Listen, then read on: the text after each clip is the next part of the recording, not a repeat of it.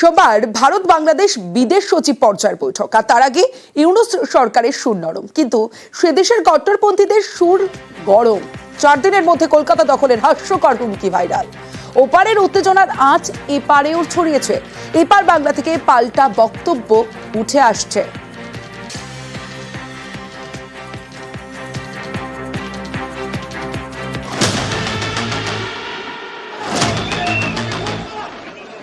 ইসকনের সন্ন্যাসীকে গ্রেপ্তার, তারপর থেকেই অশান্ত বাংলাদেশ। বারবার সংখ্যালঘুদের উপর হামলার অভিযোগ উঠেছে। এই নিয়ে ঢাকাকে কড়া বার্তাও দিয়েছে নয়াদিল্লি। এরই মধ্যে সোমবার দুদেশের বিদেশ সচিব পর্যায়ের বৈঠক।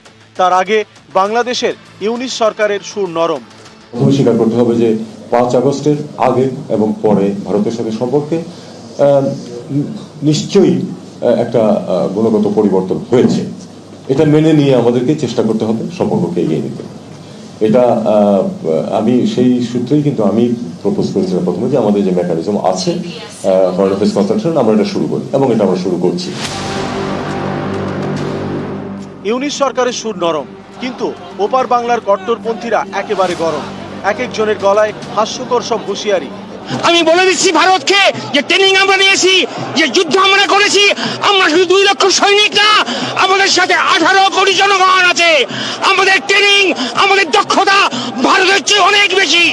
আমরা যদি একবার সাহস করে আমার দেশকে যুদ্ধ করবে, আমরা বলে দিচ্ছি 4 দিনের মধ্যে আমরা কলকাতা দখল করে নেব। ঠিক আছে, তোমরা যদি চট্টগ্রাম দাবি করবে কি কারণে, তোমরা যদি ওইটা দাবি করতে পারো তাহলে আমরাও দাবি করব আমাদের নবাব সিরাজউদ্দৌলার বাংলা বিহার উড়িষ্যা ফেরত দাও আমাদেরকে। ওপার বাংলা থেকে হাস্যকর হুঁশিয়ারি, এপার বাংলা থেকেও জবাব দিতে দেরি হয়নি।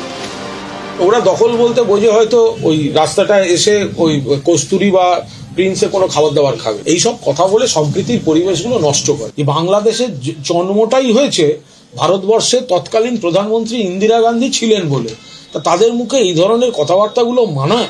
আমাদের হাসিমারা বিমান ঘাঁটিতে ভারতীয় নৌসেনার যে রাফেল বিমানগুলো রাখা আছে না, তার একটা যদি পাঠিয়ে দেওয়া হয়, শুধু আওয়াজেই ওদের প্যান্টে বাথরুম হয়ে যাবে, আমি বলতে পারি। রবিবার পথে নামে বিএনপি। বাংলাদেশে ভারতীয় হাইকমিশনের অফিসে মিছিল করে যায়। ব্যারিকেড করে সেই মিছিল আটকে দেয় ঢাকা পুলিশ। সেখান থেকে বিএনপির প্রতিনিধি দল ভারতীয় দূতাবাসে যায় এবং স্মারকলিপি জমা দেয়। পদ্মাপাড়ে অশান্তি, বারবার সংখ্যালঘুদের উপর হামলার অভিযোগ। এর প্রতিবাদে এপার বাংলায় নানা জায়গায় হলো মিছিল। এদিন কলকাতার সুকিয়া স্ট্রিটের পথে নামেন নগেন্দ্র মঠ এবং বাংলা সিটিজেন্স ফোরাম। নগেন্দ্র মঠের সভাপতি হিসেবে মিছিলে উপস্থিত ছিলেন কুণাল ঘোষ। পূর্ব মেদিনীপুরের কাঁথিতে মিছিলে হাঁটেন শুভেন্দু অধিকারী। নিউজ 18 বাংলা।